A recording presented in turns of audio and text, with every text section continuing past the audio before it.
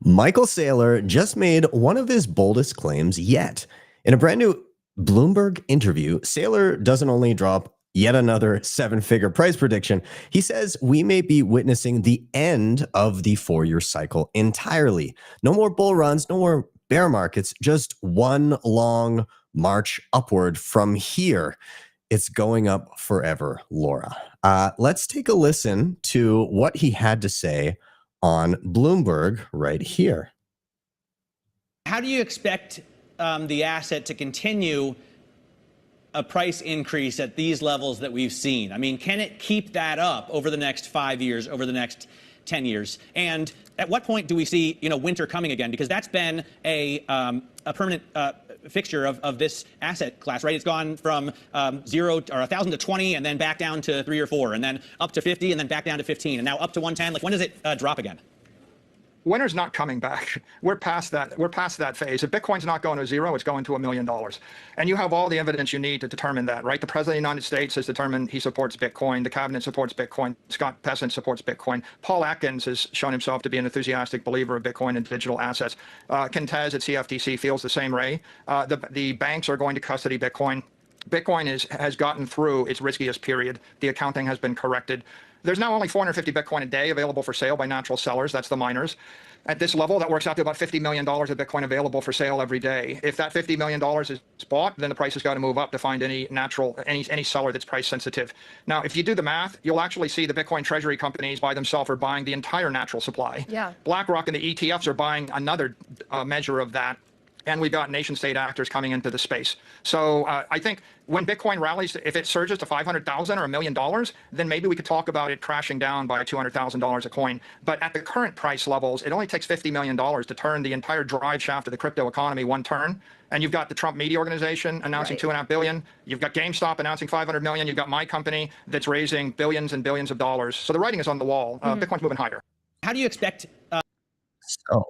With that, it may sound pretty bold, the idea of no longer having bear markets, but we are going to show something right after the jump when we get our guests in here that does show pretty clearly that this cycle is seemingly quite different from anything that's come before it, and it does give a picture of where we could potentially be headed.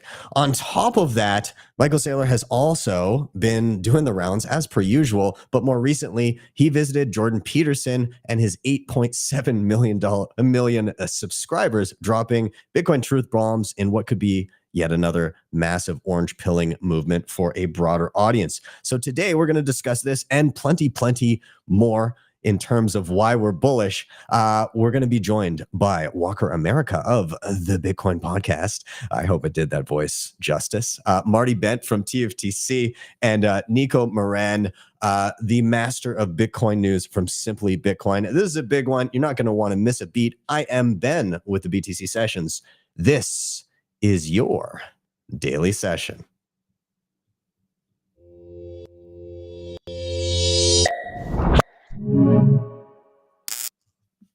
All right, so let's bring in our panel. I want to welcome to the show Marty Bent, Walker, and Nico. Gentlemen, how are you guys doing? Yo! What's up, dude? Yo. Better now, despite your terrible impression of my voice. Should we try to predict the PodConf tweet that's going to come out? Dude, I meant to say I wanted to get an official stamp of approval pre-episode. Anybody that's watching this right now, make sure you tweet at PodConf and you let them know that this event is happening. They're going to want to be present. So anyways, I am PodConf compliant, by the way, so it shouldn't be a problem.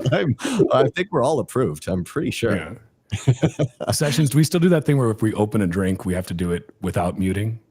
Into the microphone. I'm pretty sure that's ASMR. Oh, that's all I want to hear. Wait. Before we start, I just want to give a shout out to Walker for what he did with Carla at the TFTC event.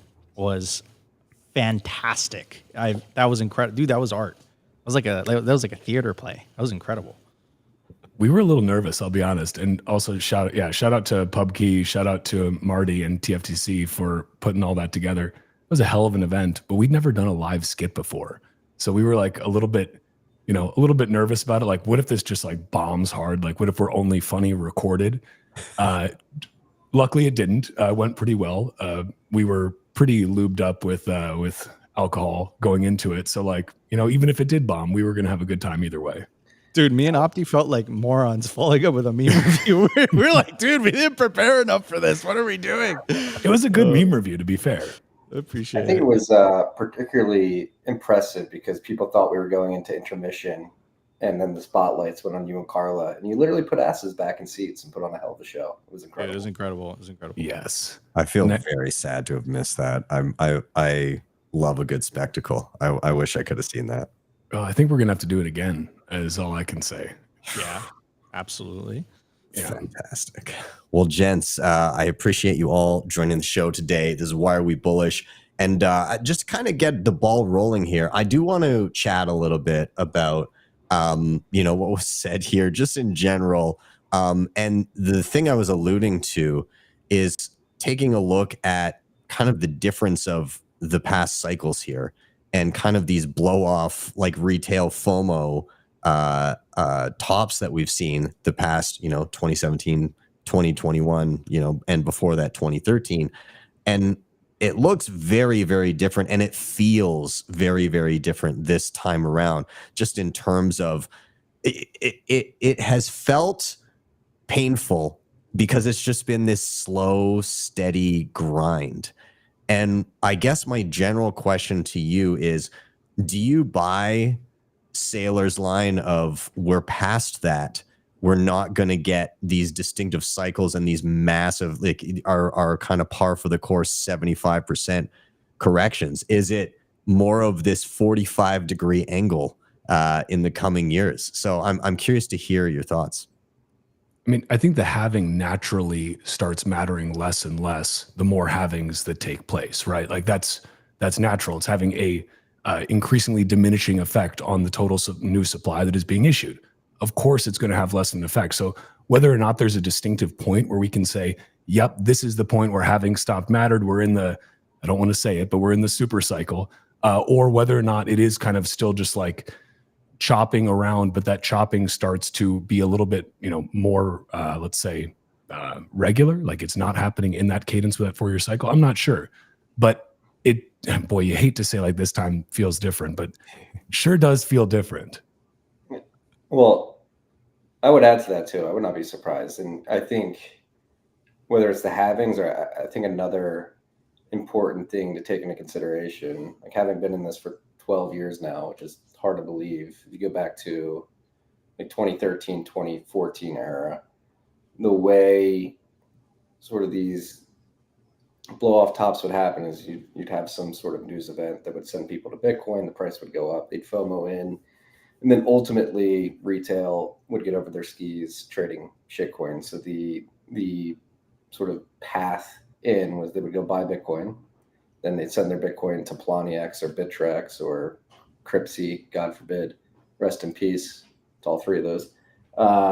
And then they trade shitcoins and lose that. And so a lot of like the last three major cycles in 2013, 2014, 2017, and even 21 to a certain extent, you buy Bitcoin, send it to exchange, and then trade shitcoins with it. And the dominant flow of capital of newcomers is coming through these other mechanisms, whether it be the ETFs or proxy exposure via public stocks. And there's literally no ability for somebody to buy an IBIT stock or buy MSTR and then send it to an exchange and convert that for shitcoin. So I think that's actually playing into it as well. And I think that a lot of the money going into these proxy Bitcoin exposure products, whether it's ETFs or stocks, is stickier, where people are just going to set it and forget it. And so not the way I would get exposure to Bitcoin, but to each their own. And many people are deciding that they want to get exposure via these products. I mean, the ETF launch IBIT's the most successful launch ever. It was the quickest, the $70 billion in market cap of any ETF ever launched. And so I think it's a very different dynamic in that way as well. Interesting. Nico, how about yourself? Yeah, it's an excellent story. We covered it this morning. I mean, the fact that Michael Saylor is going on Legacy Financial Media and he's basically saying, hey guys, it's a super cycle. The cycles are dead. It's the end of crypto winters. I've seen this pattern before. I'm going to take a little bit of a contrarian take. I think in 2017, the thing that people saw to like see the thing that people used to try to outperform Bitcoin was the ICOs. In 2021, it was kind of like the layer one altcoins. What I'm seeing this cycle is the Bitcoin Treasury play, right? So I think, you know, we're starting to see a bunch of copycats, of course, like the big three, Michael Saylor's strategy, Jack Mallers and SoftBank and Tether's 21. And then, of course, David Bailey's Nakamoto. I don't think those are going to go away.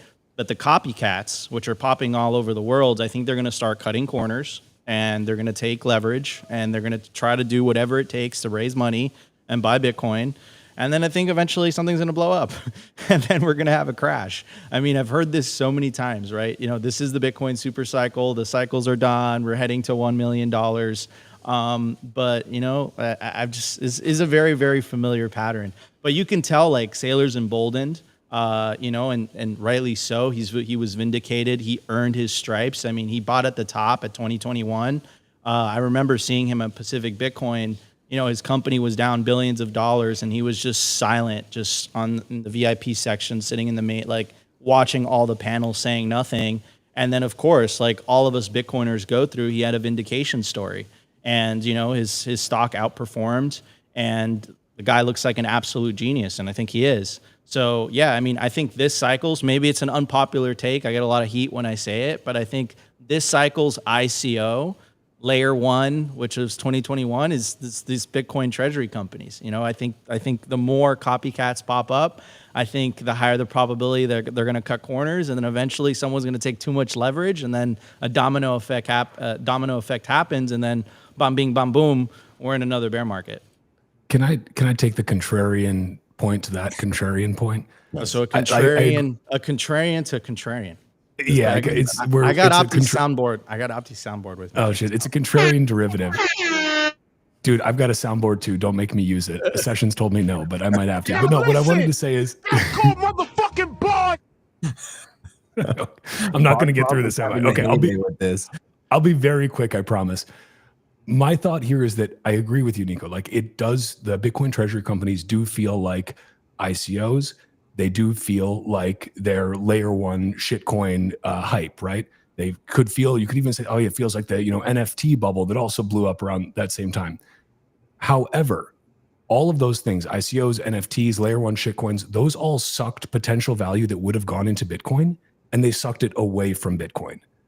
The difference here is that, yes, are some of these companies going to blow up? Absolutely. But the ones that blow up are probably going to have an insignificant amount of Bitcoin relative to the ones that stay solvent, like MicroStrategy. Additionally, all of the people who are pumping fiat into these, these proxy vehicles, they are not pumping that into shitcoins. They are pumping it ultimately into Bitcoin via a proxy. So I think the setup is fundamentally different there. I see the concern. I share it as well. Like, it's kind of wild how many of these Bitcoin treasury companies are popping up. But at the end of the day, if we believe that hyper-Bitcoinization is actually going to happen, which I do, isn't every company eventually going to be a Bitcoin treasury company? And so it just depends where we're at in that cycle. Are people going to blow up along the way? Yes. Because if you play fiat games, you win fiat prizes. But I think most of these larger Bitcoin treasury companies will stay solvent. And ultimately, I think that's good for Bitcoin still. I think you nailed it with one specific point. Fiat games get fiat prizes. I think to piggyback on what Nico said, it's the fact that some of these companies, and probably at over enough time, a lot of these companies will continue the fiat games, and the ones that aren't actually plugged into that Bitcoiner ethos, that kind of understand the underlying of what's really going on, they're the ones that, living on a Bitcoin standard doesn't work if you are spending more than you earn. And that is exactly the problem with, you get a company that is not making any money and is just bleeding capital. And then they say, hey, we're on a Bitcoin standard now. we've got our Bitcoin Treasury so that they can pump their stock. But when Bitcoin dumps and then their stock dumps and then they still are like swimming in debt, they're fucked. And so I think that's probably where we see the fallout. Also, the one thing that I never quite bought is when people said, well, institutions aren't buying this for the short term. Some of them, like, yeah, Saylor's going to go to his grave with all those coins. Those coins are never seeing the light of day. But the majority of other companies are made up of the exact same idiots that are like retail that dumped every other cycle before and are subject to the exact same emotions. So I think it's kind of a mix of the two. I think the ones that get it stick around, but Nico, I'd agree. I don't think cycles are over. They just maybe look and are structured a little bit different. So can I such be a diplomatic Canadian answer? Can I be a contrarian of a contrarian of a contrarian? Yes. Can you give me? Is that okay? Yes, absolutely. Let's get the contrarian take on that. Okay, so we were talking about fiat games, right? You know, I love Saylor. I think what he's done for the industry has been fantastic. Like you mentioned earlier, Ben, in the beginning of the show, about him going on Jordan Peterson's show and like basically, you know, speaking to the Satoshi gospel to kind of the mainstream. The reality is that if you look on Google Trends, Bitcoin peaked in 2017. It hasn't come back since that in terms of the eyes of retail and in terms of the eyes of the masses. So I think Saylor is definitely moving the Overton window and really getting that message out there. But there was a viral clip that went out on X, and it was essentially Mitchell HODL asking Saylor about whether Strategy is going to make their reserves public or not. And Saylor said, like, you know, we can't do that. You know, like privacy and, you know, security and all that stuff. Like, I've seen Paolo, CEO of Tether, literally copy paste the Bitcoin Treasury address with 92,000 Bitcoin. The country of El Salvador has a public address. Anyone could see it all the time, right? And not to mention that all those ETFs and Strategy all have their Bitcoin custody with Coinbase, right? So like that to me, like from a Bitcoiner's perspective, and Ben, you're all about self-custody, dude. That sounds like fiat games, bro. So like maybe it's not like, you know, like direct, you know, shit coining, right? Or direct altcoining, but you know, like it like the whole thing of Bitcoin is don't trust, verify. And it's becoming like a trust me, bro type of situation, right? Mm-hmm. That's the way I'm kind of looking at it. And as much as I love Saylor, as much as I appreciate what he's done for the industry, and I think Strategy's gonna go to the moon and more, like I'll be honest with you, this is just my humble opinion. I could be totally wrong here. I don't have experience in the public markets.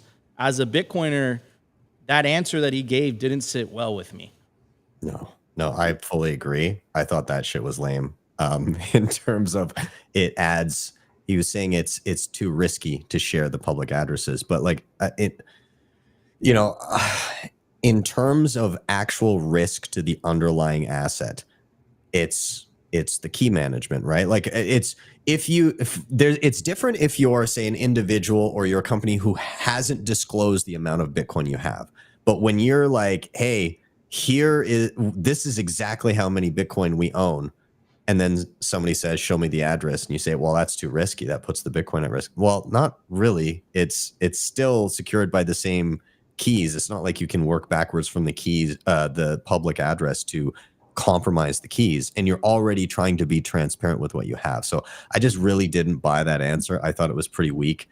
And I got a lot of shit for it on like X and all over the place and videos and stuff like that. And a lot of people did, but I just thought it was a lame answer. You know, doesn't mean that I don't like some of the other stuff Saylor has done, but yeah, I thought it was weak. I'm curious what Marty thinks here too. Well, I was reading James Check's latest newsletter from Check on Chain. Apparently he was in, I believe it was Singapore or Hong Kong, in one of the conferences over the weekend. He said that Preston Pish made a very good point, and I don't think he said this explicitly, but I heard this theory earlier this week too, is that the sort of charade of it's insecure is a facade to mask that he may have to sell at some point. And Preston's point was basically confirming something that David Bailey said in the context of Nakamoto a couple of weeks ago about if the discount to NAV, if the premium turns to a discount to NAV, it actually makes sense to sell Bitcoin and buy back your shares because that actually increases your Bitcoin per share if you're using that as a KPI. And I forget if James said this explicitly in his newsletter, but another theory that is out there is that he doesn't want to do proof of reserves because he doesn't want people to see him moving his Bitcoin when he's about to sell to do a share buyback to make sure that the Bitcoin per share is going up.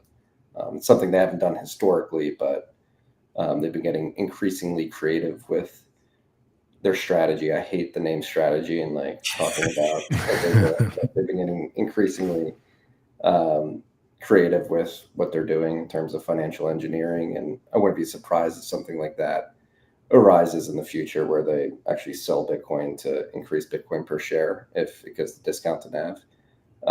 But agree with everybody, like Bitcoin makes it easy. I think that the hand wavy, like it's insecure argument is completely BS. It's not, plenty of people do it very securely, very confidently. It's been happening for years and it's certainly not insecure. Yeah. I mean, I just finished with the we just did an HRF. Thanks, Walker. I appreciate that. It makes me happy. We just finished up an HRF webinar this week with Human Rights Dissidents, and one of the people I co-host these webinars with, her name is Anna Chekovich, and she's a Russian dissident, and she worked alongside Alexei Navalny, and she's with the Anti-Corruption Foundation, and for years that foundation had just a singular public address for Bitcoin donations, and it just everything went there. And that when people were like, oh, you should do something about that, without fully explaining it, they're like, I mean, fuck them, let them see how much money we have. What are they gonna do? They can't take it. So just like proof is in the pudding that the Russian government could not steal the Bitcoin from a direct opposition raising money through a singular address. Now, they did fix that after the fact because you need to obviously protect privacy of donors and stuff in sensitive situations. And so BTC Pay Server works much better, and they coin join and all that. But the fact remains that having a public address in the most drastic of extremes, it was still secure in terms of the funds underlying. So there's that. Anyway, go ahead. Yeah. So, I mean, first of all, first thing I'll say is like, and I heard this from an inside source, so it might be wrong, but basically like all that Coinbase, all the Bitcoin that's custodied with Coinbase is in Brian Armstrong's nightstand on a ledger. That's the first thing I'll say. The second thing I'll say is, in all seriousness, is like, these are fiat games. What is fiat but not a shitcoin? What is the outcome of shitcoin games? Right. So I'm just observing here, you know, maybe this is too sophisticated Wall Street, maneuvering and all that, this is above my pay grade, but as a Bitcoiner that, stays humble, stacks sats, stays solvent and put Bitcoin into self-custody. Like, I don't know. Yeah, I think an important thing to take into consideration too is like how isolated is that public market proxy Bitcoin exposure Treasury play this time around. Like when you look at the number of demand drivers, that is one. You have nation states like the U.S. government, obviously Bhutan, El Salvador, others talking about Bitcoin strategic reserves. You have the state of Texas. You have many other states throughout the United States thinking about this. And even if a lot of these publicly traded Bitcoin treasury companies, set my webcam, blow up, like is my question is, I'm not saying it's going to go one way or the other. I'm very curious to see, like, is there enough external demand from this pure sort of speculative attack via public capital markets, vertical, isolated enough? Like, is there enough demand outside of that play to soak up any blowups that happen if a company's forced Mm-hmm. to sell their Bitcoin. Is there enough external demand from that strategy to just soak it up and make the correction caused by that sell-off suppressed? Well, to Nico's earlier point, retail isn't even here yet. Like, so, and not that retail is, they're maybe not punching as heavy as these institutional players, but like, let's not underestimate the power of, first of all, the existing army of DCA plebs that are just a constant buy wall every hour of every day, constantly.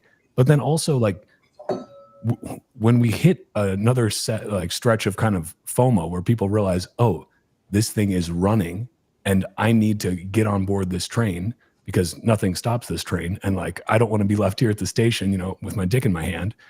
Pardon my French. I think that actually creates a massive amount of demand. And like, yeah, it's from the little fish, but that adds up. And like, again, I'd say never underestimate when we do see a correction, what do we know happens? DCA plebs like myself decide to smash buy en masse. And like, that does account for a significant amount of buy side pressure. And no, gentlemen, I don't mean to derail the conversation, but this is very important. I have to bring it to everybody's attention. I'm proud to say that this episode is official. Yes, I am reposting that right now. Green checks everywhere. So proud. I mean, if they screen cap this and then tweet this, that's going to be, and then put additional check marks down on the side, that will be that much more excellent. So again, historic moment, gentlemen. Thank you for making this happen. This is huge. Insane signal, mega PodConf confirmed. So I think this means we win, right? Is that how it works? We win the game, yeah. I think this is how you break the internet, actually. Not be live right now. I think so. Okay, so gentlemen, I'm going to shift gears here a little bit. I'm going to do a quick sponsor shout out here. But Marty, do you still have time to tell us why you're bullish? I do. I can hear what's going on out there. Nobody's stressed out, so I'm good. Okay, perfect. All right, vibes are high. All right, so we're going to say a quick shout out to sponsor the show, and we'll be back in just a moment. If you're enjoying the show, if you really enjoy how PodConf approved this episode is, make sure you smash that like button. It really does help. We'll see you on the other side of the jump. See you guys in a sec. Bitcoin Well is the best place to be buying and selling Bitcoin in Canada and the US. And now with Bitcoin Well Infinite, it's also the best place to be making large buys at their OTC desk of over $50,000. Their white glove service gives you fast transactions, no slippage, and the lowest fees. You can scan the QR code on the screen or simply head to bitcoinwell.com/BTC Sessions to sign up today. And you can share your own personalized referral link to earn commissions. DEBIFI is the best and easiest way to borrow against your Bitcoin in a non-custodial way. Funds are held in a multisig escrow where you hold a key, and the platform allows for excellent hardware like the Cold Card Mark IV and the Q. You have access to flexible conditions, the best rates, and institutional grade liquidity. If you're looking to make use of your capital, don't sell your Bitcoin, borrow against it. You can head over to debify.com to check them out, or simply scan the QR code on the screen. All right, we are back in, and if anybody wants to check out Bitcoin Well, you can check them out just simply by scanning the QR code off to the right of the screen. But Marty, I'm going to toss it to you, and I'm really curious to hear, why are you bullish? What's top of mind for you right now? I'm bullish on Gen Z. I was highly skeptical of them for many years. The broccoli-headed foreign generation. To me, I never understood their language. I never understood how they communicate with each other, and I had the assumption that they were nihilistic TikTokers that had no drive in their life. But at Rabbit Hole Recap, we did a mini Gen Z series where we talked about, we were making fun of our core demo on Rabbit Hole Recap. And our core demo is males aged 35 to 45, or excuse me, yeah, 35 to 45. And the second biggest part of that demo is like 45. Oh, we all know that demographic well. Every single one of us in the room. That's all of our demographic. Let's be honest. We know our demo's there. So we made a call out to Zoomers, and we had a Zoomer series for a few weeks where we brought Zoomers on, and there are a lot of good Zoomers out there that get Bitcoin. And not only Zoomers, Gen Alpha. Like my oldest, he's 5. He has an eCash wallet for his chores. He does chores around the house. He gets Bitcoin. We have shows like the Tuttle Twins that you can pump good propaganda into your kids' brains these days. The Tuttle Twins is great for that. Yeah. And then I've had the pleasure of working with a young developer, Moses Finley's 19. He helped us build the opportunity cost browser extension, and he did it very quickly. He gets Bitcoin. He gets how to leverage AI to build things. And so we've been talking about like institutional investors, Saylor, all these old heads and old money getting into Bitcoin. But I want to throw a bone and say that I'm bullish because I think the younger generations get it even better than those institutional guys putting billions of dollars into Bitcoin. I love that. I'm somebody that comes right to mind is Ella Huff. Mm-hmm. She's excellent, going around to universities, if I'm not mistaken, and kind of rallying the troops and getting local student groups to chat about Bitcoin. And Arsh, who is with the Human Rights Foundation as well, absolute legend. I met him in at Pacific Bitcoin, and dude had like a way sweeter beard than me. And I found out he was graduating high school that year, and it made me feel like less of a man. I didn't realize Arsh was 21 until earlier this year. I was like, dude, I always thought you were like my age. He's so mature, not because he looks that way. Because yeah, exactly. No, he's awesome though. But yeah, and to your point on Gen A, ditto, young daughter, she's in love with Bitcoin. She goes to, I mean, Nico, you saw her at the SAT market tearing it up with her Bitcoin wallet, and she was going up to the merchants and buying stuff all on her own. With her Lightning wallet, and the merchants that many of them that we have when we do our markets here in Calgary are often very new to Bitcoin. So they're looking at, my 7-year-old, I think she was 6 at the time, running around being like, who's this girl, this little girl who knows a Bitcoin wallet better than me? And I'm like 30. So it's really cool to see the younger generation getting it and growing up in a world where it's never not existed.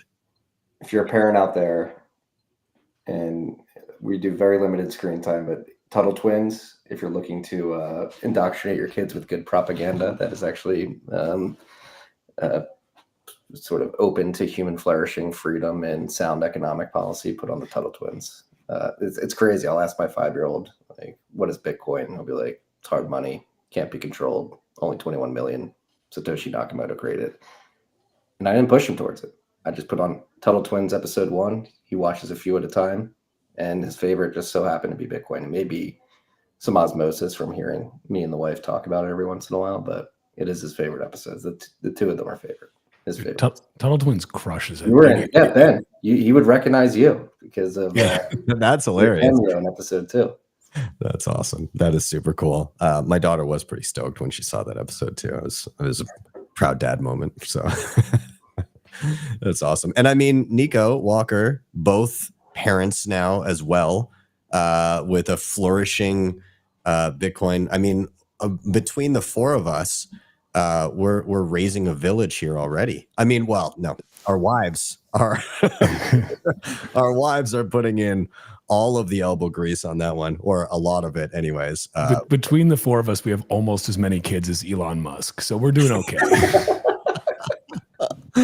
Yeah, absolutely. We're printing Bitcoiners, and I think what Marty said about kind of the indoctrination part is so true. I mean, I think it gives like a bad name, like kind of indoctrination. It's like you're propagandizing, but like at least our cult is like based on prosperity, hope, opportunity, peace, and not endless wars. And like their cult is like it's literally a death cult. So, what are the options, right? You kind of have to, put them in, I don't know, like steer them in the right direction, I guess, because if not, they end up in this nihilistic kind of, you know, short-term thinking type of mindset. And to go back to what Marty was saying about the Zoomers, it's really interesting because it's one of the first generations it is the first generation that's internet native. So their ability to like grasp social media, like literally makes me feel like a moron. Like they just understand it instinctively, intuitively, like I've never seen before. And then I forget where I said this, but the alpha generation, I think that's the next generation. Wow, they have such a great name, like the alpha generation. Like, wow, we got millennials, they got alpha. That's pretty cool. Dude, anyways, Gen Beta is screwed though. Yeah, it's super screwed. What are you gonna do? Like, can you imagine Gen Alpha like talking shit to Gen? Like, bro, you're okay, beta. beta. Shut up. Okay, beta. That is great. Oh man. But yeah, man, it's really interesting because Gen Alpha is going to be Bitcoin native. They're born into a world where essentially Bitcoin existed. So their ability to, they're going to look at us the way like we looked at our parents when they were like, you know, cutting checks, you know, like, and we're just like, what are you doing? Right. And that makes me extremely hopeful about the future. Yeah. I look forward to the day where I have to call my son over and be like, make sure I'm doing this mini script transaction right. And he's like, all right, over. Here you go. Oh, that's fantastic. I love it. Well, Marty, I know that you're. Oh, wait, hold on. The Opti in the chat is fake because I just looked at Opti. That's a fake Opti in the chat. Is it? Yeah, that's a fake Opti in the chat. What? Optimus Fields. What? Okay. So he's not sending me back 2 Bitcoin or what? Are you referring to somebody that has the name Optimus Fields in the chat that is fake, or are you talking about my Opti? I'm literally the dude in the chat, not Canadian Opti, but the dude in the chat that's Optimus Fields is not real Opti. That's a fake Opti. What? That's an imposer. But it's very noble what he's doing. And now Opti's, you know, pressuring me. So and now Opti's getting a raise thanks to fake Opti. So really, he's like a white hat hacker kind of thing. Hey, we're in the age of AI. Opti could have said an age alerts in the chat. Right this is true. This is true. Oh wait, bro, my Opti's turning on your Canadian Opti. Oh no! Soon your Canadian Opti is gonna ask you for a raise, bud. It's coming. Ah, shit. I gotta get an Opti. Man, you guys all got Optis? Yeah. Imagine being 3rd tier Opti though. That sucks. I mean, the real Opti just popped in. # get Opti paid. Oh man, PodComp is gonna have a field day with this. They're gonna clip this thing forever. Oh man. Awesome. Marty, I know you are tight on time, so we will bid you adieu and let you get to the important family-related stuff that should absolutely take priority. But I do want to say a big thank you for you joining. And am I going to see you around somewhere? I don't know what you're even at this year. You're not in Prague, are you? I'm not going to make it to Prague, unfortunately. That is one of the conferences I've never been to that is high on my priority list to get to. It's pretty dope. You going to DC? I will be in DC. I'll see you there, you son of a gun. DC.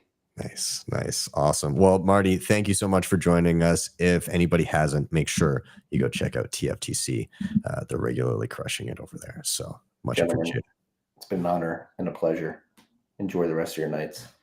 Awesome. And gents, we are going to give a quick little shout out to sponsors one more time. I'm going to jump over to Walker after the hop.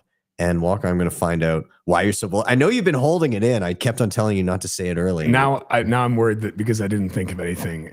So, oh boy, better come up with something real quick. Awesome. And we may have Nathan just join us for the last couple topics here for some color commentary.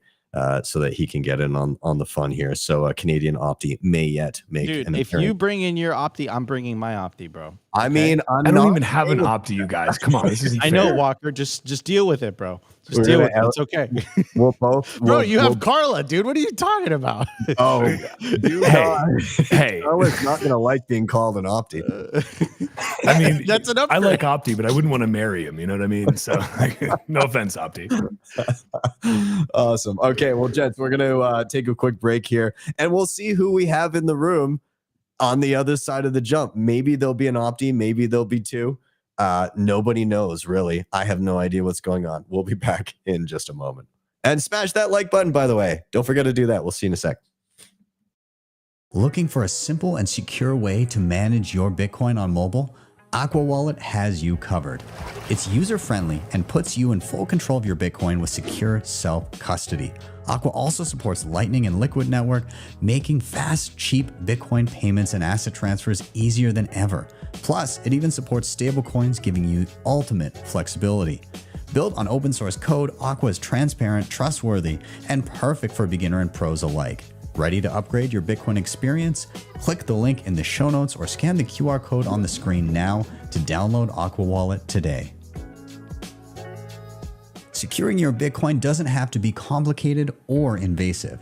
With NUNCHUK's HONEYBADGER plan, you get state-of-the-art multisig with built-in inheritance planning and no KYC required. NUNCHUK is trusted by users to secure billions of dollars in Bitcoin. The HONEYBADGER plan offers 204 assisted multisig, guiding you step-by-step on mobile or desktop. It works seamlessly with hardware wallets like TapSigner, ColdCard, Jade, and plenty of others, so you're always in control. Plus, with non-KYC inheritance planning, you can ensure your Bitcoin goes to your loved ones. No private info needed. Take control of your Bitcoin today. Click the link in the show notes or scan the QR code on the screen to check out the HONEYBADGER plan. CoinKite has been in the game for years, creating hands down the best and most secure hardware when it comes to securing your Bitcoin. The ColdCard Q is an absolute powerhouse and my daily driver, and it's ideal for newcomers and advanced users alike. The TapSigner gives you a low-cost, user-friendly option for those just getting started or for convenience when traveling. You can head to coinkite.com and use code BTC Sessions for discounts, or simply scan the QR code on the screen to get started right away. All right, we're back in. I just received word that my Opti will be here in a few short moments. So rub it in, guys. Opti. I'm getting out Opti'd. No. I guess he doesn't deserve that raise, does he? No, Opti, the whole chat is literally talking about you, bro. The whole thing has become about Opti. Yeah, what if Opti is fake Opti too? Like, what if this was just kind of like he was running interference for himself? You know what I mean? Yeah, it's all a ruse. Oh, I see a chair. I see a chair happening here. Oh my. Well, as we get as Nico oh, there he is. There he is. You know, I want to wait till he has headphones on because I want to tell him what I've lovingly coined him. Opti, can you hear me? Yeah, I got you. Okay. Yo, so I came up with an endearing term for how I witnessed you at my birthday. Oh, dude. Can we not talk about that? Can we not?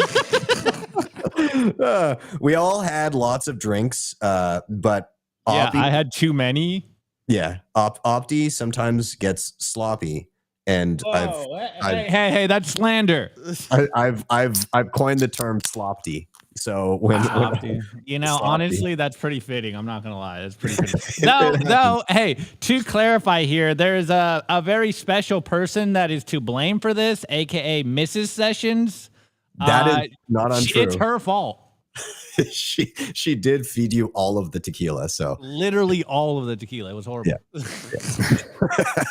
that's all right. That's all right. You were still less drunk. Yes. You were still less drunk than Selly. And we'll I leave mean, it at that's literally not a feat. That's true. Speaking of Selly, Ben, I haven't told you this. Walker, you were there, so you know. I told the story about Selly pulling his. I mean, Walker already said This dick, is on YouTube. no, but Walker already said it, bro. Can It's you fine. not say dick on YouTube? Because I've been doing I this don't whole know. YouTube thing wrong. But anyways, So You can't say I told anything the weird, story. Nico. I told the story. Walker, you were there. I told the story of a Selly pulling his phallus out while me and Ben pretended to be asleep. Wow, you then- and Ben touched tips in the corner of the room. And then he peed on our balcony.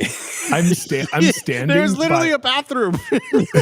I'm standing by Selly as you're telling the story, and he's like, "Are they talking about my phallus again? Like, why stop giving him reasons to talk about it, dude? I don't know. I don't know what to tell you." Oh, geez. Wow. Okay. Well, gents. Hey, Ben, not to cut you off, but apparently it's going live. So if you want to hear that story and me act highly regarded on stage, apparently it's going out in full. So I'm going to have to see that. I got to see that. That's going to be priority viewing for myself and Mrs. Sessions coming up. Looking forward to it. Anyways, I digress, gents. I'm going to defer to Walker here. Walker, sorry we've excluded you with our Opti talk, but the time is here for you to get bullish. Why are you so bullish right now? Okay, well, I do feel very excluded because of the Opti talk, but why am I bullish? Okay, well, I'm bullish because I'm increasingly realizing how insanely early we are. Like, I know that that's a meme. I know that it's a meme to say like we're so early, but it's a meme because it's true. Like, memes are based in truth. And if you go around and you talk to any of your, let's say, normie friends, if you still have some left, I do, and I love them to death. And many of them have become, maybe they're not Bitcoiners yet, but they're stacking sats slowly, right? But if you talk to them, or to the ones that aren't stacking sats yet, there's just not even an awareness of Bitcoin, right? Like we're not even close yet. And there's so much popping off in this chat. Yeah. Opti gets a raise. But no, like real talk. We're fucking up Walker's reason so bad. Wait, does my soundboard work? By the way, if I go, No. do you guys hear that? Nope. No. Damn it, it's so embarraing. I need to opt. This is why I need an Opti. You don't have a good soundboard. Dang it. Okay. Oh, no. Hold on. It's a battle. You are fake news. Oh man. Should I continue? Yeah, we'll but I will My say bad. a quick tip of the hat to Nathan, aka Canadian Opti, entering the chat. Nathan, thanks for jumping in to help be color commentary on the upcoming bullishness. So I will. Oh, I'm just here to make sure that an Opti gets a raise. Fake Opti started that movement, and I am here to support it. That's called motherfucking ball. I just gave him a fat bonus for moving to Miami, bro. Opti's fine. He's thriving. Yeah, but then he's gonna lose it all because he's living in Miami. That soundboard, though. Man. Give him a raise for that soundboard. Yeah. Okay, Walker. Okay, we're gonna now give you the now that everything is settled and we're clearly ready to listen. Okay, we are so early. We started with we are so early, but your normie friends. I do still have normie friends as well. But tell me about your normie friends. Well, okay. I'll build on this because I feel like I got to get the meat and potatoes out of this before Opti soundboards me again. But yeah, okay. So like, people aren't asking the question yet of like, hey, like, are you still into that Bitcoin thing? Like, the answer is yes, but like, I'm just not getting that question yet. But furthermore, like, you look at the numbers, and I want to give a shout out to Jesse Myers, Croesus, however you'd like to pronounce it, on Croesus BTC. But Jesse put together that incredible chart that Saylor has used in a bunch of his presentations. Like, it's basically showing all the world's wealth, and then Bitcoin next to it. So like the total wealth of the world, if we're talking about how early we are, the total wealth of the world is up to $1,000 trillion. That's an inconceivably large number, first of all. Like, that's insane. And it's all printed fiat, sure. But there are some assets that actually are behind a lot of that. Inflated assets, sure, but whatever. So 1,000 trillion. Compare that to Bitcoin. It's at $2 trillion. Like, it's a $2 trillion asset. So think about what that means. Like, think about how early that actually means. You've got 0.2% of the total wealth of the world is currently in Bitcoin. Like, that is less than a drop in the bucket. That's a drop in the ocean. So not only are we so early from a sentiment perspective, like we have not hit any sort of FOMO this cycle, or whether the cycles even exist anymore. Moreover, we are just so early from a total market penetration perspective. Like we're just not even close to where we're going to go. And I, you always hear people asking like, oh, am I too late? Should I buy this, X shitcoin? Like is usually what it comes down to. Like I'll get rich on whatever this. I won't even say the names of, the one that's centrally controlled by Ripple that funded a disinformation campaign against Bitcoin, run by a man who must not be named. But like that's usually what it comes down to. Is like, oh, Bitcoin's so expensive, buy my shitcoin. But the reality is that Bitcoin is so cheap. It's so incredibly cheap because we're so incredibly early. Imagine when Bitcoin's at 2%. It's at 0.2% of the wealth right now. Imagine when it's at 2%. Imagine when it's at 20%. Imagine when it's just going to keep going. There's literally nothing that's going to stop it. It is going to suck in all the monetary energy of the world into 21 million units. And I don't think people are prepared for that. And that is why I'm bullish, because we are just so dang early. Yeah, that's... There we go. I approve of that air horn.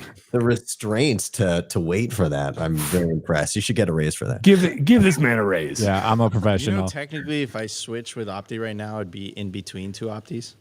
Oh my God. And then we could touch tips live. Yeah. Wow. Okay. No, we're touching tips. All right. I want to let's roll it back in. The whole chat is just saying Opti. Okay. Walker was just dropped. Walker just dropped hot fire, right? And I think this is something that the world hasn't woken up to. Like people still haven't realized that Bitcoin is literally meant to go up forever. And the world is slowly starting to realize that. I mean, you have multiple states, passing laws, strategic Bitcoin reserve, the state of New Hampshire, the state of Texas on the federal level, right? You have the Genius Act, which is a first step to the Bitcoin Act 2.0 getting passed, right? You have the pro-Bitcoin administration, the Trump administration going in there basically saying, hey, we want to make the United States the Bitcoin capital of the world. They actually posted that on X. Like that would have been unconceivable 5 years ago. We were like getting persecuted basically. Ben, literally you were persecuted with the trucker protests and stuff. And yeah, I mean, like, look at, like, we're winning. Like, we're winning, and it feels really, really good. And if you put all the pieces together, like, with all the treasury companies and the ETFs buying the Bitcoin that they're buying at the rate they're buying, at the quantity they're buying, like, they're buying more Bitcoin than Bitcoin being mined, right? So eventually what happens? Like, number goes up, and I think we're, like, on the cusp of something insane, and I think it's going to happen in the next 4 years or so. Like by the end of the Trump administration, I wouldn't be surprised if Bitcoin was at $500,000 or $1 million per coin, like a super cycle or something, bro. This time might be different. Like, is this time different though, man? Like no, because it would correct, bro. Like, okay, we'd peak, we'd peak, right, and then we'd crash, and then it would start picking back up again, and then bam, bing, bam, boom, we're at $500,000 per coin. Yeah, it's kind of, again, it's all perspective, right? Because the people that come in when it's $500,000, they still experience the drawdown that destroys temporarily their nest egg, right? So it's been the same for every single cycle. Like at one point, $100 was the moon, and then it got sliced down to next to nothing. At one point, $1,200 was the moon, and then it went back to like $250. So everybody's seen it, and I don't feel that it would be much different yet. Again, people are gonna come and go, but we are indeed very early. Yes, Nathan, absolutely. Dude, no, I completely agree. What are you laughing at, Nico? Bro, the chat, yo, I am love. Shouts out to the chat. Me and Ben and Walker are supposed to be the famous ones. This entire thing is all Opti. There's literally a chat that says, I just finished watching Simply Bitcoin episode. Now this, I didn't see this coming. Here's for a double dose of Opti. And then it could actually... There's gonna be there's gonna be a new channel called Simply Opti, and it'll just come. Oh, honestly, and then sick rebrand. Sick rebrand. Yeah, that's a better rebrand. And then is it really a double dose? Because technically it's a triple dose, right? Oh yeah, because there's fake Opti. We got fake Opti and Canadian Opti. It's a quadruple dose. There's I mean, if different Simply Optis. Opti was Basically, a new super channel, cycle of Optis. when's the correction? Who's getting fired? Oh, jeez. Whoa. Probably going to be me. Now, Well, they're all with that- Bcash not- Optis, so you know. It's not those my are Opti real because I Optis, don't those are have fake one. Optis. So That's how I'm so bullish on this cycle Nico- that Walker gets an Opti. That's how good it's going to be. That's it's how not we're all getting girlfriends. We're all getting We're getting Optis this Optis. cycle. Nico, But you're what about me? I don't want an Opti. I am the Opti. Nico's missus is in the chat saying, "LOL, remember when Opti was at the top of the list for Penn's birthday?" That was so messy. Okay, I have to tell a story. So, dude, I got the B-Day the B-Day list from Sally, right? And I'm like, all right, I'm so excited. You know, we're gonna go to Ben's birthday in New York. You know, like I'm gonna go with the wife. And at the top of Walker, mind you, there's like Preston Pish on this, like all the heavy. No, I get it. I hitters. wasn't invited. You don't have to rub it in. Like all the You did. I'm just kidding. all the big ones in Bitcoin, and at the top of the list, number one is Opti. And I tell Sally, I'm like, dude, what the fuck? Like, what is going on, man? There was an excellent explanation for that. I promise. Yeah, all of beautiful. you guys are boring. I'm the fun one. That's it. That's the reason. Flopty did bring the party. So. Opti. A little too much party. Let's be honest here. Yeah, I had the freaking Irish goodbye. That's how bad it was. yeah, That's a yeah. good night. Dude, That's it's a good night. thing no shitcoiners watch this, or there would legitimately be like a Slopty token launched on Solana, like as we speak. Hey yo, cash me in, bro. Send me the pre-mine. The community is just so fire around Slopty. Bro, Brian DeMint from Orange Palap. We're all getting Optis. Dude, what the F is happening? PodConf is going to have a field day with this. There will really be default. more than 21 million Optis, just like there will be more Bitcoin than these corporate treasury companies are buying. You know, it's going downhill. Opti brings it back. I brought it back. Walker, you did say you had your phallus in your hand. So Okay, pause. This is a family-friendly Did show. I don't. you did. Yeah, and you did said, say pardon that. my French. It was French. I remember this. Yeah. I I was think I driving used- at that point in time. I don't believe I mentioned anything about my hand. Here are my hands, guys. I've got a beer. I don't know what you guys are holding. Hold up. Can I guess you're clarify holding your something Opti. here? You know, what can I say? Hey. Look, we got double approved screenshot of the screenshot with the double approval. It's PodConf. Wait. I am not PodConf approved. I'm not PodConf approved. I want to make that very clear. He is. I'm not. Ben, could you go to Opti's profile? Oh yeah. Go to my banner. Go to my banner. Go to Can we make Opti's sure profile for 1 PodConf second. approves him before the end of this stream? Oh no, please don't. Oh yeah, you we go need to- to. Look, Okay. look at the top of Opti. Click it. Oh, Opti. I don't know. Can we turn that red X into a green check? I don't know. Dude. That's how you get a raise. Oh my God. There In we that go. case, I can't say it. Yeah. Say it. I Say can't it. say They're it. watching. I can't say it. This is a centralized organization here. They approve who is PodConf. I can't say it. That's true. That is true. That is true. Just say I'll take the raise, and that's it. I will take the raise. Opti is PodConf approved. We now know that Simply that's Bitcoin is there. funded by PodConf, or should I say Simply Opti? Excuse me. Yeah.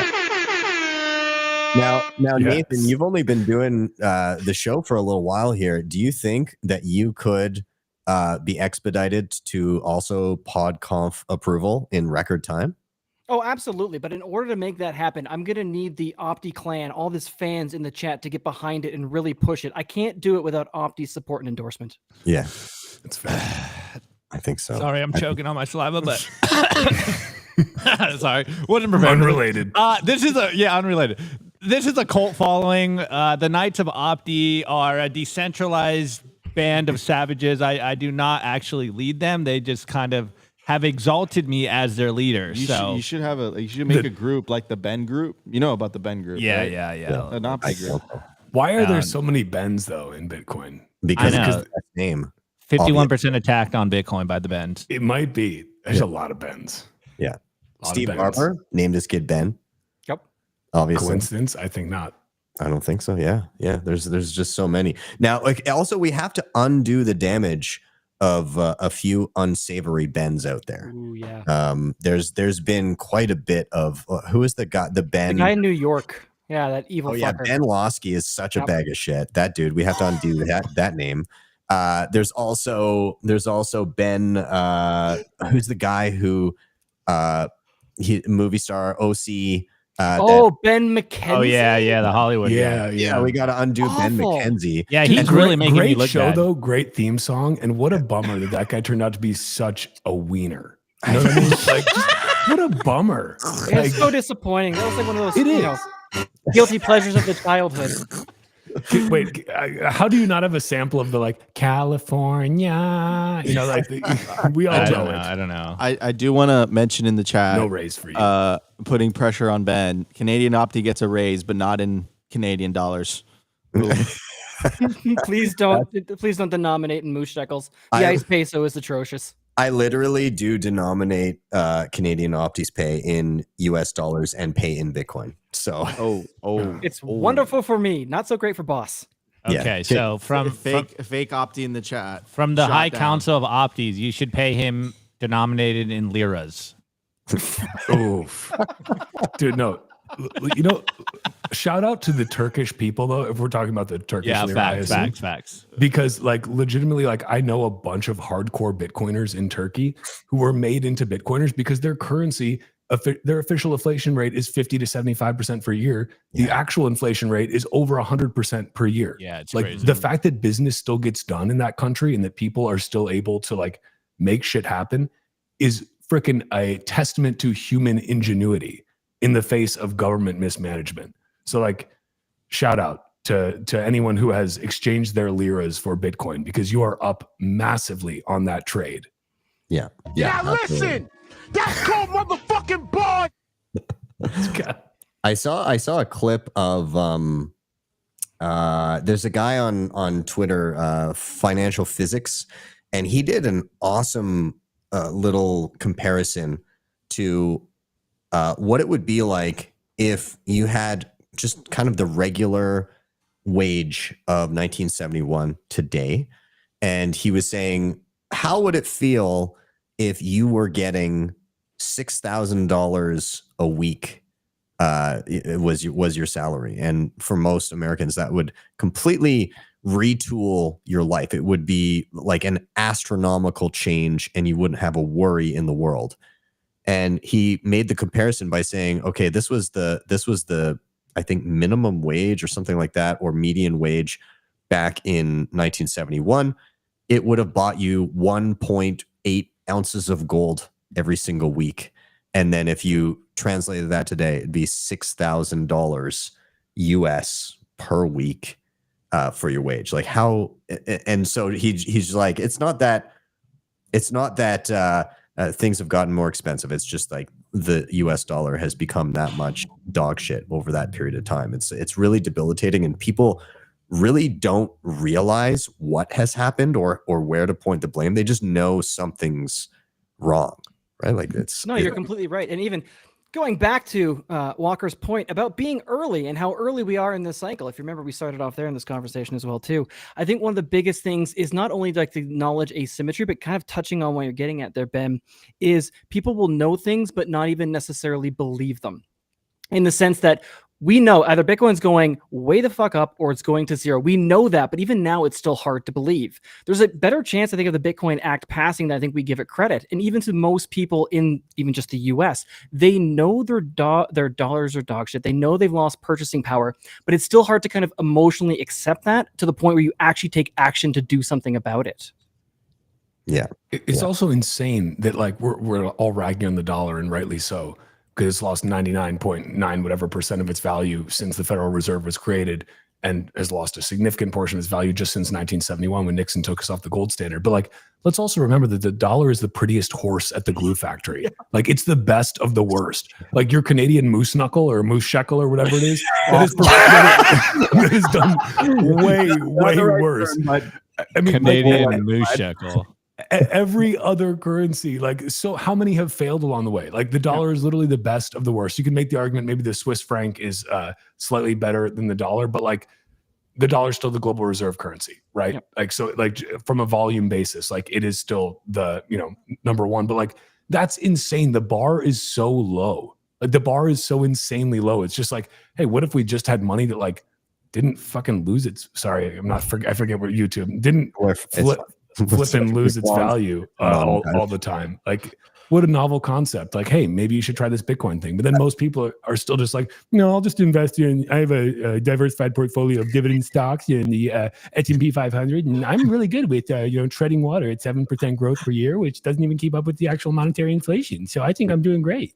You need to voice South Park. That's fantastic. Holy crap. That's amazing. I to your point though, there was a great Saylor presentation in Prague. I think, was it last year, when he showed the loss of value of the American dollar? And then he said, that's just the dollar. Let's compare what other currencies did versus the dollar. And all of them were like massively, like some of them were like high double-digit drops versus the dollar. It was absolutely wild. So yeah, people really don't understand what's happening or how to fix it. No, but imagine if we actually get to that point where you have that kind of like preference cascade that people actually realize. Because you're right. Because at the end, if you were to stop somebody and say, should you be able to save and have as much or more next year? Everyone would agree with that, but they've completely been psyoped. Like, I hate the term traditional finance. I think that's such a joke because they've taken like traditional finance should just be, I save my money, I build up capital, but they've turned, S&P 500 into basically a savings account and normalized investing when you know fucking nothing about any of these companies. It's not TradFi, it's TardFi, and you heard it here first. No, I mean, to add to Canadian Opti's point, like, I think you hit the nail on the head, bro. Like, the fact that you have to invest just to maintain your purchasing power is absurd. Like, the fact that people have been psyoped into that is ridiculous. And then that causes like an over financialization of Wall Street, right? Like, you have like basically like if you're above a certain net worth, and even if you're like a successful dentist, like you're making a good yearly salary and you have the means, you have the privilege to be able to put some of that aside, like you either outsource that investing to a financial firm, which they'll screw you. Look at what happened in 2008. They were literally like just selling the poo-poo onto their own clients, right? So they don't really care.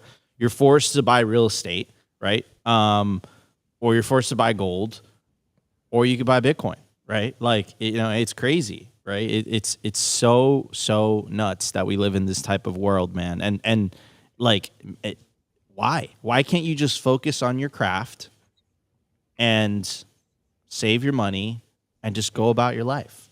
Like, why does it have to be so complicated? You can just be a Bitcoin podcaster and stack Bitcoin, and that's all you got to do, right? Like, people don't realize this. Like, with this one simple trick, you can just be an Opti. That strategy is Opti proof. I love it, gents. Okay, we are going to move on to our final reason for being bullish here in just a second. So Nico, I hope you're primed and you're bullish and you're ready to drop that on us. I do want to give, before we jump to that, I do want to give a quick shout out to just a couple of things that are coming down the road here. First off, Walker, we were just talking about Prague. Had a great time there before. I'm heading back there in man, I'm going to be flying out early next week, like Monday or something. But very excited to get there again. If you're in Europe or going to be in Europe and you want to check it out, please come join me. BTC Prague, there's 10% off right there with the QR code. You can grab some tickets. I think that ticket prices are going up in like 10 hours here or something like that. So if you want to grab them before that happens, then please do. But BTC Prague is an awesome event. Huge, high signal, and the city is beautiful. I think it's probably my favorite European city now. It's just so cool. It's one of the few cities that didn't get destroyed in World War II. and that old town is just so perfectly preserved. So it's beautiful. So yeah, make sure you come out. I'll also mention that we have a pretty face in the room that is going to be here in Calgary for the Bitcoin Rodeo very shortly. I like how they used your streak photo. You still had the tip. Dude, I still have this. I still have the tip on my driver's license, bro, and that's like a 10-year. That's a 10-year commitment. You know. Oh man, wow. Well, I'm sorry, but nonetheless, No regrets, bro. No regrets. Yeah, no regrets. Absolutely. But yeah, we've got the Bitcoin Rodeo coming up June 28th and 29th. Very excited for that. Eric Case and Francis Pouliot, Nico, of course, coming up. Dave Bradley, Madex will be here, Adam O'Brien, Steve Barber, whole bunch of Seb Bunny, Julian Figueroa. How do you say his name? Figueroa. Okay, well, I'll not do that. But nonetheless, also Katie from Plan B Passports, aka now Citizen X, Knut Svanholm. Very excited to have everybody here. It should be a good time. If you're coming up, don't forget to come to the SAT market the night before. That's going to be an awesome time. If you want to find out more about it, it is right here.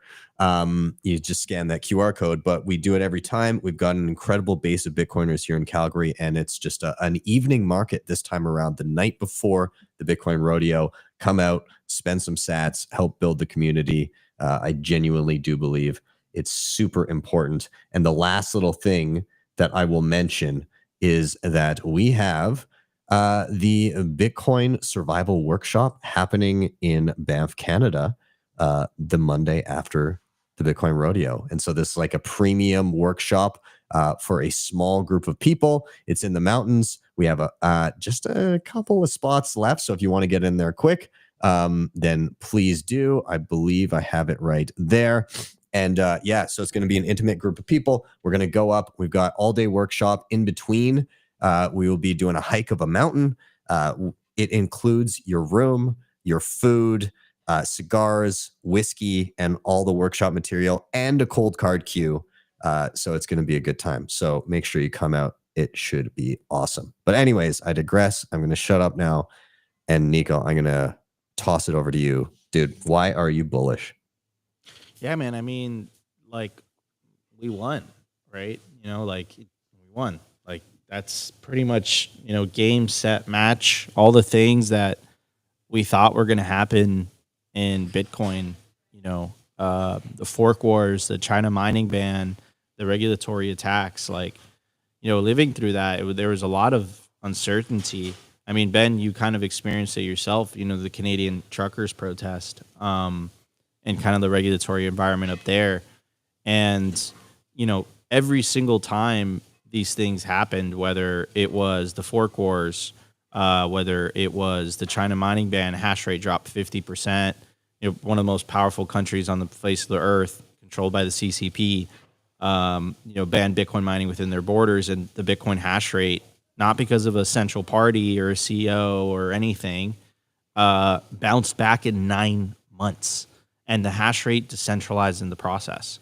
And now the hash rate's reaching all-time highs. It continues to reach all-time highs, right? And then the fork wars, which was even scarier than that. Like, I remember vividly back in like 2016, 2017, Jihan and Roger had so much Bitcoin that they were like artificially pumping the price of Bitcoin Cash. And because Jihan, of course, founded Bitmain, Bitmain's the largest Bitcoin ASIC manufacturer in the world, they were essentially mining Bitcoin Cash at a loss just to make it seem that the Bitcoin Cash hash rate was higher than the Bitcoin hash rate. And if you're looking at it from a mining perspective, you're like, dude, like theoretically, Bitcoin Cash is more secure, has a higher hash rate. Now we know that that was all artificial, but living through that time, it was it was so uncertain. And then like the final thing, which was pretty crazy, which was the last 4 years in the United States, you had Operation Choke Point 2.0. You have the previous administration that they weren't like trying to destroy Bitcoin with one false swoop, but they were essentially trying to kill Bitcoin with death by 1,000 cuts, regulatory cuts. So they purposely like destroyed Signature Bank. They proposed the 30% Bitcoin mining tax.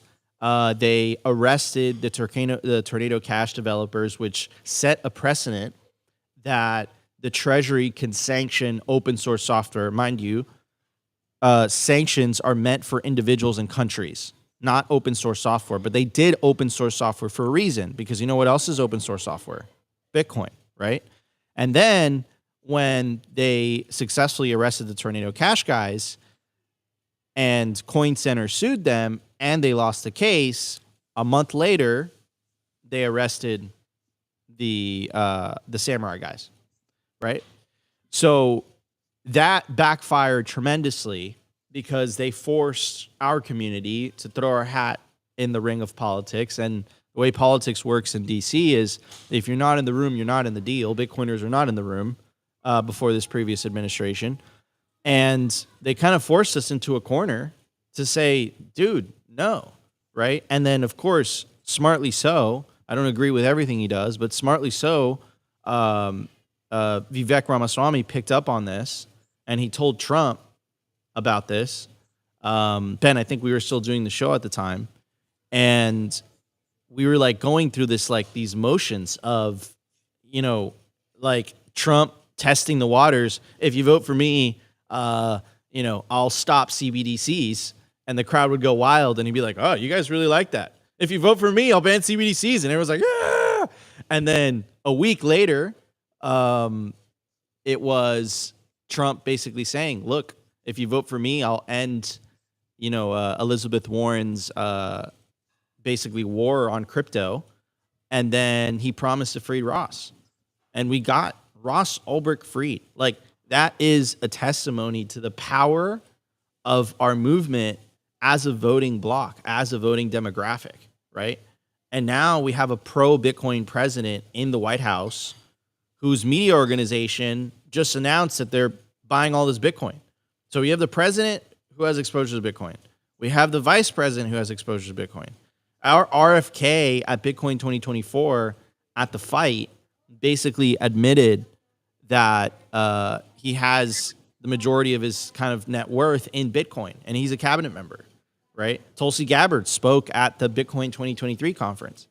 So, like, we have pro-Bitcoin, the Treasury Secretary, night and day compared to Janet Yellen, pro-Bitcoin as well. So we literally have the administration of the most powerful country on the face of the planet telling the world that they have the intention of buying Bitcoin and making it a strategic Bitcoin reserve, isolated from the strategic shitcoin stockpile, right? Because that was the fear in the beginning of the year, right? So Bitcoiners got exactly what we wanted. So I posted this on X, like, I think it was like 2 weeks ago. I was like, guys, like, we won. I really have nothing else to talk about. Like, you know, it's just a waiting game at this point. You know, like, we won.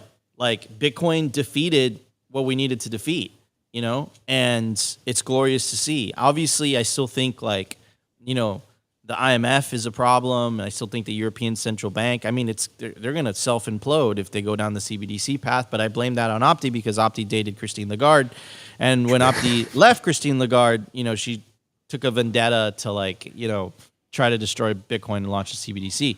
But going back to the point, that's why I'm bullish, man. Like, we won and we're winning. And for the next 5, 10, 20, 30 years, we're going to continue to win. And as we continue to win, the world is going to get freer. The world is going to prosper.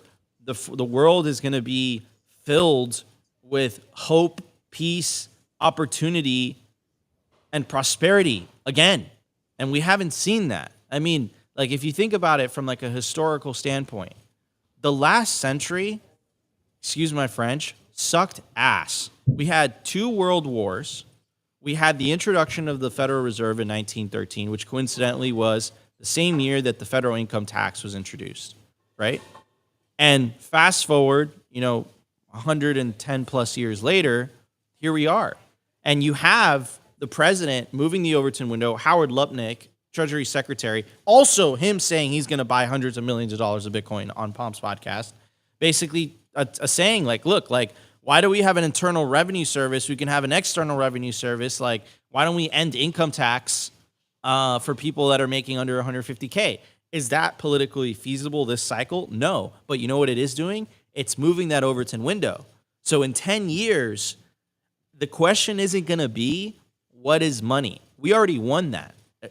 The question is going to be, what is the role of government in society? So I think we won. We're winning, and we're going to continue winning.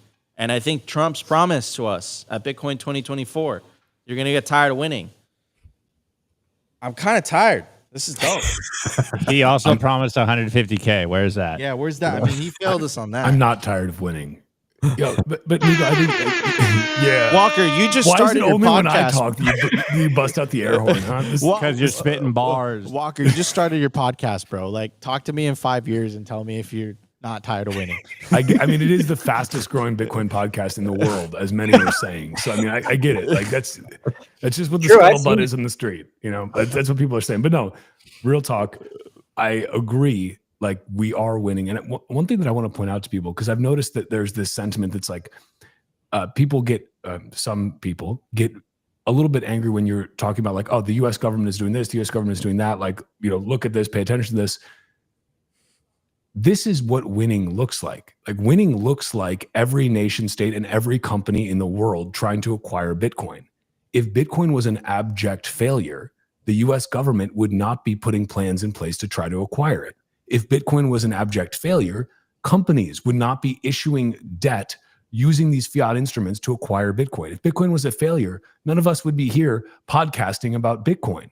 Bitcoin is winning. And so all of these things are happening. Like, this is a natural consequence. It doesn't matter if you like it or not. It doesn't matter if you think the US government or any other nation state should not be able to have Bitcoin. Bitcoin doesn't care. That's the whole point. Bitcoin is for enemies. Bitcoin is for the state. It's also for the individual. It doesn't matter. And you literally cannot stop anyone from using Bitcoin. The moment you can, Bitcoin has failed. So instead of complaining that, oh, this government or this company or this whatever is buying Bitcoin, accept the fact that this is what winning feels and looks like. Acknowledge that, and then focus on your craft as a Bitcoin podcaster and try to stack more sats, you know? Oh, Walker, that's absolutely beautiful. And I completely agree, man. But the other thing that that kind of jumped at me as Nico was talking is that you're right. And there's a kind of positive reinforcement loop that results from that as well, too. If Bitcoin is winning, Bitcoin's won, we're on that trajectory. We're making amazing ground, if not necessarily there. Think about all the people that were involved in getting it to that point, right? If it's getting to the point where they're not necessarily have to put all their time and attention there, that means that they can have the best, most productive, smartest, creative people now focusing on fixing everything else as well, too. Not only with that, but also with having the additional value and purchasing power of Bitcoin behind them. So now you're going to have Bitcoiners that can basically, they can deviate some of their attention to improving their communities, improving their families, starting new businesses, getting into political offices on the local level or higher levels if need be. They can start affecting the real world changes that come along with Bitcoin winning at an even greater rate. And as they do that, it's going to continue accelerating adoption. More people are going to get on board. And it's just this vicious, beautiful, positive feedback loop where Bitcoiners can now go out and improve the world, which then feeds back into more people coming into Bitcoin. And we just race off from here. I'd again, just to piggyback on that, having more time to build good relationships, not only with your family at home, but amongst your local community, because you're not in that rat race, just trying to figure out how you're going to scrape together grocery money, is incredibly freeing. And I think that's part of why you're seeing so much unrest everywhere right now, because shit is hitting the fan that people aren't yet living in that world. People are struggling every single day. I mean, LA is basically a powder keg right now. Like but this isn't new. The same shit was happening just a couple of years ago. You were seeing all kinds of, we saw the trucker protests, we saw the Dutch farmers, we saw all of these different things. And it seems every week there's some new riot or massive event somewhere in the world where people are just, they're angry and they don't know where to point their fingers. So Walker, go ahead. I would just say there is a slight difference between the entirely peaceful trucker protests, as you well know, and these protests going on in America, which are, quote, mostly peaceful. I just want to throw that out there. Are they a little fiery as well too? I remember hearing that. They're fiery. Emotions are running hot. Let's just say so hot that they start cop cars on fire. But that's just, that's just people being people, I think. Like, and if you disagree, well, I don't know, you might be racist. Well, even on that note, I think what you're laying out here, Ben and Walker, you're beautifully commenting on, is the fiat world is getting worse and it's accelerating in that direction. The Bitcoin world is getting better and it's accelerating in that direction. And remember when the Berlin Wall came down, where did everybody run? There's going to be a stampede of people joining us at some point. I love that. Bars. I condone Canadian opt-in on that one. Actually, you didn't ask me about my bullish take, so I'm going to mic drop it here. I am bullish because of Bitcoin podcasters, so Yes. I'm going to go eat dinner. Yo, we need, real talk though, we need more Bitcoin podcasts. If you are listening to this and you're like, oh, I really want to start a Bitcoin podcast, but there's so many. No, there's not. You want to know why? Because think about the number of TradFi podcasts that are out there. There is an insane amount of podcasts out there in the TradFi space that are literally telling people to buy dividend stocks, to invest in the S&P. They're giving them useless advice. There is a tiny, tiny number of Bitcoin podcasters. Like, you can be one. You can just go on Amazon, get yourself a microphone, use your freaking cell phone and videotape yourself and talk about Bitcoin. And you can invite guests on and they'll come on because Bitcoiners love to talk about Bitcoin. And until we have more Bitcoin podcasts than TradFi podcasts, we don't have enough Bitcoin podcasts. So if you're listening to this right now, you've been wondering, should I start my own Bitcoin podcast? The answer is yes, because we need more. We need to eclipse. We need to be the tsunami wave of Bitcoin podcast signal that absolutely destroys the TradFi podcast circuit. I got to jump in and I got to echo that really quick because Walker's absolutely right. Bitcoin podcasts do not compete with one another. We're competing with all the stupid shit you see on TikTok and Twitter. It's all the other crap out there fighting for their attention. If you want to do this, fucking do it. Mm-hmm. It's just another version of you can just do things. You can just start a Bitcoin podcast. Yeah. It's great. Gentlemen, I'm conscious of time. I do want to put a bow on the episode. I've had an absolute blast. Hats off to Marty Bent for popping in and joining us for the first chunk of the episode. Hats off to both opties, actually all three opties that were integral in the episode. Walker, Nico, very happy to have had you here. Nico, I'll be seeing you in a couple of weeks here, I think. So it's coming up quick. Make sure you subscribe to, we got to list off some pods here. Marty Bent, who is not with us currently, but go subscribe to TFTC, of course. The fastest, what was that again, Walker? The fastest growing. It's the fastest growing Bitcoin podcast in the world when we're talking about rate of change. That's at least what the analysts are saying. So, I mean, don't trust verify. The analysts are saying that you should subscribe to the Bitcoin podcast. And of course, Nico and Opti at Simply Bitcoin, bringing you Bitcoin Signal 5 days a week live stream at what's the time? 12 Eastern. Is that correct? 12:15 Eastern, and the actual fastest growing Bitcoin podcast and most viewed Bitcoin channel by a large margin. Check out Simply Bitcoin. I continue to understand rate of change or per capita, but that's fine. That's okay. The live shows, original content. Yeah, go check out Simply Bitcoin. And Ben, thank you so much for having me, bro. Appreciate it. Dude, I've got a quick question for you. Who's your new guy? He's badass. He's got this like spacey vibe to him. Yes. Oceans. Yeah, our new content creator. We just dropped a new show. It's called Beyond Bitcoin. Check it out. It's dropping 4 times a month, so once a week. A little bit of a different take than the news, but we're still experimenting and seeing how it's going to work out. But appreciate. The wife is yelling at me for dinner. Ben, thank you so much for having me. Canadian Opti, Walker, always a pleasure. Appreciate you guys. Cheers, guys. And thanks everybody for watching. Smash that like button if you enjoyed. I'm Ben with the BTC Sessions. This was your bullish session. We'll see you next time.